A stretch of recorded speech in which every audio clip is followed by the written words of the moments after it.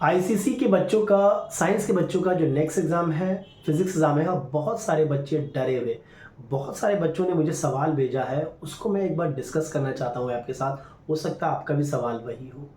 सबसे पहली बात, डरने की कोई बात नहीं है। कीप काम, एग्ज़ाम ही तो है, हो जाएगा, आपने पढ़ा है। Trust yourself, trust yourself. Am I clear? ये बड़ा ही इंपॉर्टेंट है। ट्रस्ट इशू है, अपने आप ही से ट्रस्ट इशू है, मैं बता रहा हूँ। एक बच्चे ने लिखा है कि सर एग्ज़ाम का पेपर, क्वेश्चन पेपर क्या टफ आएगा?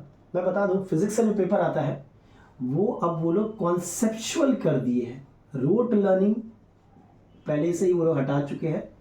डेफिनेशंस आप उतना नहीं देखोगे अब, कॉन्सेप्चुअल आता है, क्रिटिकल थिंकिंग वाले सवाल आते हैं, आपको समझना ज़रूरी है रादर देन रटना। तो उस टाइप का क्वेश्चन पेपर रहता है। हाँ, आपके कुछ क्वेश्चंस होंगे जो बड़े ही इजी होंगे, but half of the paper I believe will be conceptual. आपका लॉजिक क्लियर होना चाहिए। जैसे कि आप लेंस लॉ से, अगर आपने लेंस लॉ का डेफिनेशन पढ़ा है और उसे एप्लीकेशन आपको नहीं पता कि भैया इस तरह से इसका डायरेक्शन निकालते, तो डेफिनेशन शायद ही पूछे, वो लोग पूछ भी सकता है but chances are very less.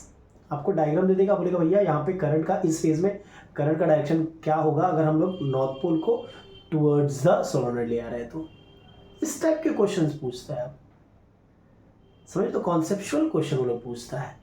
Root learning अब नहीं रहा।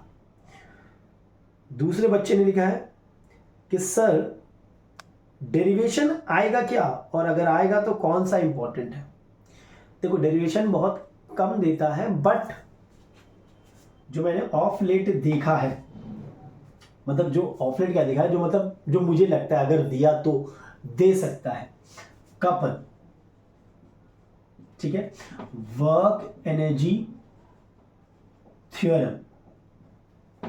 फिर से एक बड़ा ही इंपॉर्टेंट था, या to prove there is no gain in energy in machine, to prove that there is no gain in energy in machine. देखना, एक वो ब्लॉक एंड टैकल में लास्ट में ही एक बॉक्स में बन के दिया हुआ है, वो प्रूव करने दे सकता है।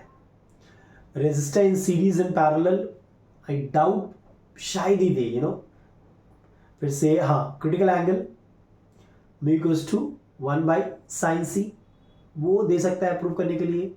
फिर से free fall of a body में मैकेनिकल एनर्जी जो होता है वो कंजर्व्ड होता है, वो दे सकता है। फिर से आपको mu equals to real depth by apparent depth, वो दे सकता है, ठीक है। तो डेरिवेशन अगर देगा तो इन्हीं में से देगा, बट आई डाउट कि डेरिवेशन कुछ देगा, बट हाँ, वो मुझे सबसे इंपॉर्टेंट लगा, free fall of a body, या फिर वो पेंडुलम वाला, एक्सट्रीम पोजीशन पे, मीन पोजीशन पे, वो तो याद रखने का है कि वो डेरिवेशन देगा, वो पूछेगा कि भैया मीन पोजीशन पे उसका एनर्जी क्या है, काइनेटिक एनर्जी, पोटेंशियल एनर्जी क्या, वो पूछ सकता है वन वर्ड में, ठीक है। नेक्स्ट क्वेश्चन, बच्चे का, सर मुझे बहुत डर लग रहा है, मैं फील होगा मैंने कुछ नहीं पढ़ा है, क्या करूं? देखो, टाइम तो है नहीं, तो सेलेक्टिव स्टडी आपको करना पड़ेगा। कम से कम रेडियो एक्टिविटी मैं जो बता रहा हूँ, sound, light, machine, work power energy, ये सब तो अच्छे से करना पड़ेगा आपको, कुछ ना कुछ तो करना पड़ेगा। ऐसे आप बिना कुछ करे तो एग्जाम में जा नहीं सकते हैं, हमें क्लियर?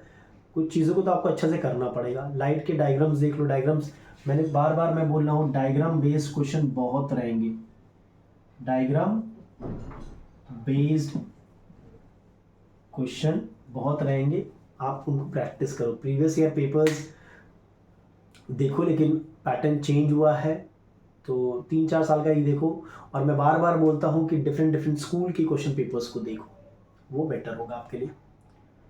अच्छा, नेक्स्ट सवाल वही है कि सर मैं लास्ट 10 ईयर्स आईसीसी के पेपर्स को देख रहा हूँ, विल इट बी यूजफुल? देखो, PYQ देखना हमेशा यूजफुल होता है, नो डाउट इन दैट, आपको क्वेश्चन पेपर पैटर्न पता चलता है, लेकिन बात यह है कि अब पैटर्न बदल गया है।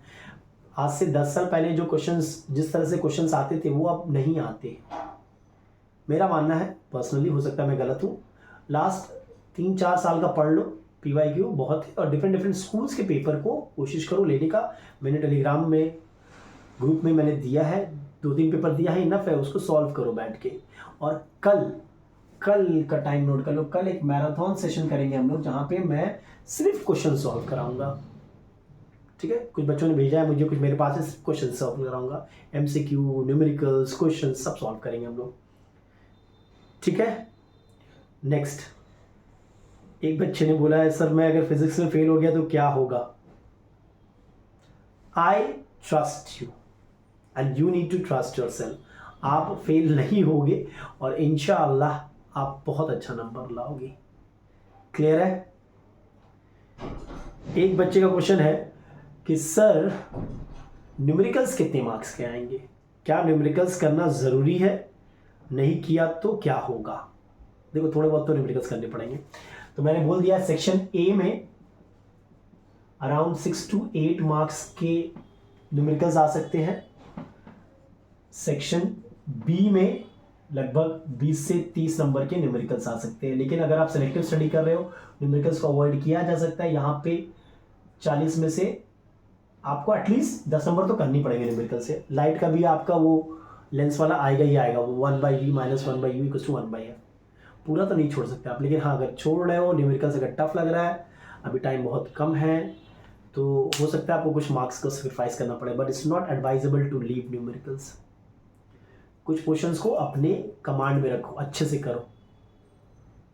ठीक है, नेक्स्ट क्वेश्चन उसी से रिलेटेड। जैसा मैं थ्योरी करके जा रहा हूँ, सिर्फ न्यूमेरिकल्स नहीं कर रहा हूँ, नहीं ऐसा मत करो please, don't do this. Numericals थोड़ा बहुत तो करना पड़ेगा आपको। ठीक है, और टाइम है अभी भी। कैलोरीमेट्री आपको लगेगा टफ है लेकिन ईजी है, देखो ध्यान से, हो जाएगा। Heat loss equals to heat gain, यही तो फंडा है। MC ΔT और ML, यही दो चीज़, और कुछ नहीं है कैलोरीमेट्री में। ठीक है, ऊपर से आप अगर लेंस की बात करो, रिफ्रैक्शन ऑफ लाइट की बात करो, तो रिफ्रैक्शन की बात करो थ्रू अ लेंस, वहाँ से 1/v - 1/u = 1/f के फॉर्मूला पे सम्स आएगा ही आएगा। वहाँ पे सिर्फ साइन कन्वेंशन समझना है। मैंने वीडियो बनाया, बहुत सारा वीडियो मिल जाएगा आपको यूट्यूब में, देख लो, कर लो। Is it clear. चलो ये तो क्लियर हो गया। सर बहुत डर लग रहा है। डरने वाली कोई बात नहीं यार, इट्स जस्ट अनदर एग्जाम। मैं बोला ना, मैं आप पे ट्रस्ट करता हूं, आपको भी अपने आप को ट्रस्ट करना पड़ेगा। सर 1 डे प्लान बना दो। अरे 1 डे प्लान क्या बनाओ, ठीक है बना दूंगा इंशाल्लाह, कोशिश करता हूं आज बनाने का। ठीक है, देखते हैं, मैं आई कांट टेल यू कि बना दूंगा मैं, बट ट्राई करूंगा, टाइम हो तो बना दूंगा। ठीक है, नेक्स्ट सर कौन कौन से इंपॉर्टेंट क्वेश्चन है जहाँ से बहुत सारे क्वेश्चंस आएंगे। पर्टिकुलर बोलना बहुत मुश्किल है, बट लाइट जो सेक्शन है, जो 3 चैप्टर आपका लाइट का, वो बहुत इंपॉर्टेंट, वहाँ से 20 से 25 नंबर के क्वेश्चंस आएंगे ही आएंगे। ठीक है, नेक्स्ट क्वेश्चन वैसा ही रिलेटेड है कि सर कुछ इजी चैप्टर के नाम बताइए। इजी चैप्टर क्या बोले यार, सभी इजी है अगर आपको समझ में आ गया तो, बट मुझे लगता है बहुत सारे बच्चों को radio activity, sound, machine, light, ये सब चैप्टर्स इजी लगते हैं। ठीक है, उनको इजी लगते हैं, लेकिन मेरे लिए तो अगर मैं पढ़ा हूँ तो सब इजी है, नहीं पढ़ा तो सब टफ हो गया। Sir does writing matters during the exam. अरे यार ये क्या सवाल है। देखो राइटिंग की मैं बात बोल दूँ, it should be readable. Examiner सही से रीड कर पाए तो डेफिनेटली आपके नंबर नहीं कटेंगे। आपने कोई वर्ड लिया जो उसको समझ में नहीं आ रहा है तो मुश्किल हो जाएगा। सर न्यूमेरिकल्स में मैं रफ कहाँ पे करूँ। भैया राइट साइड में कर दे, कहीं भी कर दे, पेपर के एंड में कर दे, बेस्ट होगा। नहीं तो राइट साइड में, नहीं तो नीचे कितने बच्चे करते हैं, राइट साइड में बनाओगे तो बेटर होगा, और रफ वर्क ज़्यादा लगेगा नहीं यहाँ पे। ठीक है, चलो और भी कुछ क्वेश्चंस है, बट आई थिंक सब रिपीटेड ही क्वेश्चंस है। सर इंपॉर्टेंट क्वेश्चंस बता दीजिए। वो मैंने बताया यार, आप अगर प्लेलिस्ट में जाओगे तो ज्योग्राफी फिजिक्स का एक प्लेलिस्ट बना हुआ है, फिजिक्स केमिस्ट्री का कंबाइन, वहाँ पे मैंने क्वेश्चंस दिए हैं। MCQ कैसा आएगा। MCQ will be easy, I believe. 1-2 MCQ थोड़ा ट्रिकी रहेगा, 2 से 3 MCQ मैक्सिमम, बाकी 10 से 12 MCQ तो स्ट्रेट फॉरवर्ड रहेगा, जो थोड़ा बहुत लॉजिक लगाने से, थोड़ा बहुत थिंकिंग से हो जाएगा आपका, ज़्यादा टफ नहीं देगा वो लोग, ठीक है। सर डायग्राम बेस्ड क्वेश्चंस क्या आएंगे? अरे आएंगे रे बाबा, बहुत आएंगे। डायग्राम बेस्ड क्वेश्चन आपको करने होंगे, ठीक है। चलो, ये सब मैसेजेस मुझे आए हैं जो मैंने रीड किया आप लोगों के लिए, और भी बहुत सारे हैं, बट इट्स टाइम नहीं उतना। Everybody take care and trust yourself, you will do well.